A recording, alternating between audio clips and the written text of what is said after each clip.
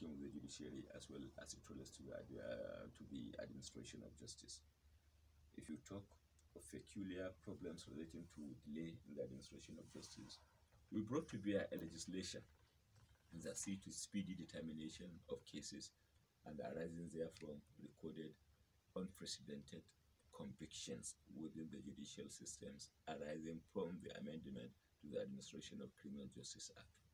So, If you talk of access to justice, for example, we have succeeded in making reforms to Legal Aid Act, which allows for greater access and visibility to justice.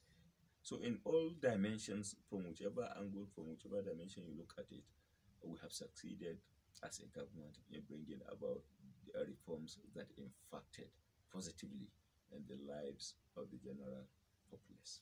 Ministers, talking about this success having reached by this present administration under the leadership of President Muhammad Buhari, what about the issue of asset recovery? What will you say on that?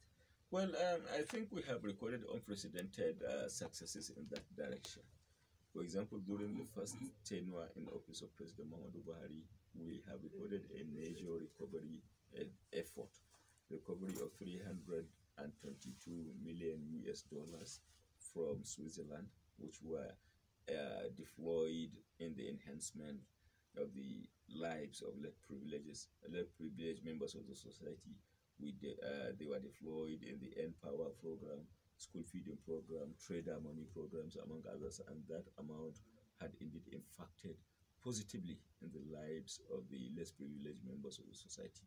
If you are talking of the second term in office of President Muhammadu Buhari, among the major recoveries that were made was a recovery of 311 million US dollars from United States and the island of Jersey, which money is now being deployed in the Kano Abuja Expressway, Lagos Ibadan, and indeed the second Niger Bridge. So, even in respect of recovery, we have indeed brought to bear unprecedented successes. I'm just talking of the major recoveries, other than the Naira components and associated recoveries that were effected. Recoveries relating to Malabu OPL 245, for example, were made where we succeeded in recovering about over 70 million US dollars from UK.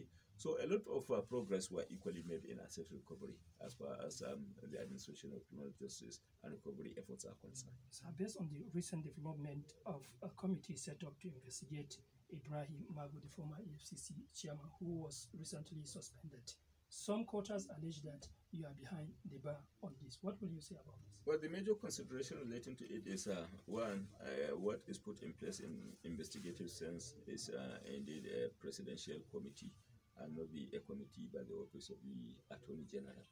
And added to that, even beside the EFCC committee, there is equally an audit committee put in place by the president to audit the NDDC. And this goes to establish